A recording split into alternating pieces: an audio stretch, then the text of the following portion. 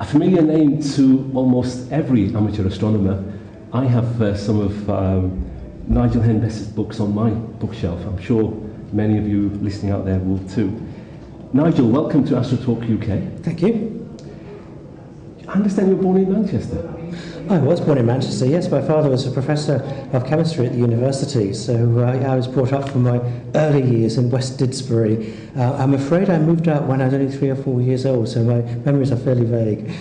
So you will have missed out on the fun of the Red Line in West Didsbury, which is very, very well known. Next time I'm back, I shall definitely follow up that one then. I'll buy you a pint. Right. Tell us about Hen Coop. Right. When I went to uni, which is University of Leicester, I met up with Heather Cooper, the well-known broadcaster on astronomy, and we were both doing the astrophysics course, and I really felt I was a year ahead of her. There were names like Henbest and Cooper. We actually had to do business together in some way or other. We had to be Hen Coop. And Heather's name is spelled C-O-U-P-E-R, as you may know, so we are Hen Coop with a U in it. And we have Hen Coop Enterprises. And how long have you known Heather now? Well, since we were undergraduates, so she then went on to Oxford to do research on clusters of galaxies, the biggest things in the universe, and I went to Cambridge and I worked on quasars, so the most powerful things in the universe. But we then both realised that we wanted to move sideways from pure research, where you learn more and more about less and less, and really tell people about the excitement of astronomy. I mean, there are very few people doing it at the time. Patrick Moore, bless him, was doing it then. He still is and does a fantastic job. But there's so many exciting results to convey. Well, I certainly have been brought up on Patrick Moore, Heather Cooper and yourself. So thank you very much for that, for people my age. You've written about 36 books? I think that's what it was at the last count, yes. And what's your new book?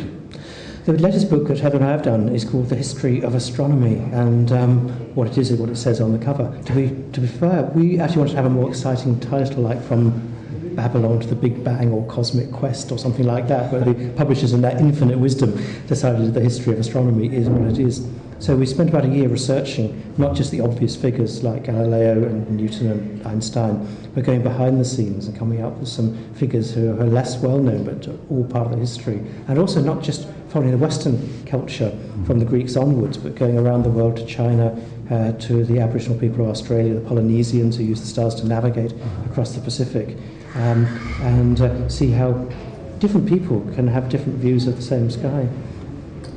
So why history of astronomy, Nigel? It's something that I haven't written about before. I mean, I've done books on the new astronomy, seeing things in new wavelengths, about the planet Mars, about galaxies, stars, and so on.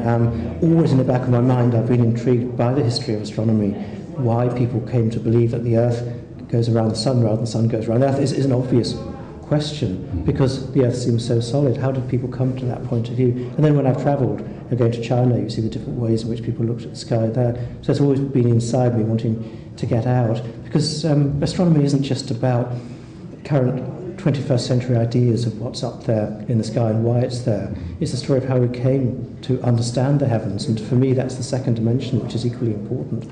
It is, and for some reason, if you look back to the last decade or so, history culturally seems to have a higher profile. Yes, these things come and go in fashions, particularly on television. We have history, and cookery is always there, I suppose. But see, we had a lot of astronomy. If you go back to the 80s, Halley's Comet and so on, we had a lot of astronomy, and astronomy just dropped out of the 1990s. You just didn't see it at all. And now I'm glad to see it making a bit of a resurgence again. What's Cosmic Quest, and is this book part of it? Cosmic Quest is a series on Radio 4, which is coming out starting on May the 26th, being presented by Heather, and it's on the history of astronomy, so it parallels the book.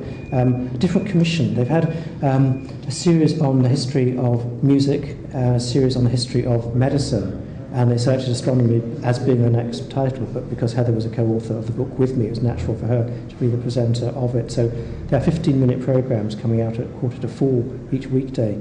And then on Friday evenings, there's going to be a roundup programme of what's been broadcast that week as well. Look forward to that.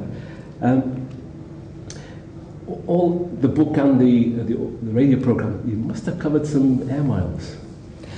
Yes, we did two major trips. One was to Europe, It was a time when the International Astronomical Union was meeting in Prague. Yes. And it was the meeting where they demoted Pluto. I mean, when you think about the entire history of astronomy, we've discovered new planets. We've never demoted a planet before.